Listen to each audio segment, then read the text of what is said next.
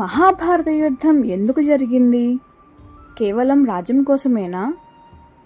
మహాభారత యుద్ధం కేవలం సింహాసనం కోసం జరిగిన యుద్ధం కాదు, ధర్మాన్ని కాపాడడానికి జరిగిన యుద్ధం. పాండవులకు రావాల్సిన రాజ్యాన్ని కౌరవులు మోసం చేసి లాక్కున్నారు. ద్రౌపదిని సభలో అవమానించారు. శ్రీకృష్ణుడు ఎన్నోసార్లు శాంతి కోసం ప్రయత్నించాడు. చివరికి 5 గ్రామాలు ఇచ్చినా సరిపోతుంది అని పాండవులు అడిగారు. కానీ దుర్యోధనుడు సూది మొన మోపినంత నేల కూడా ఇవ్వను అని తిరస్కరించాడు.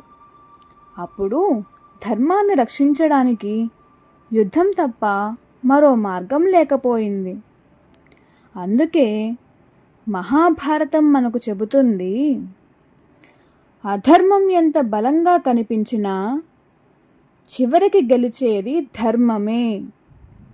తదుపరి వీడియోలో ధృతరాష్ట్రుడు ఎవరు, సంజయుడికి దివ్య దృష్టి ఎలా వచ్చింది అనేది తెలుసుకుందాం. హరే కృష్ణ.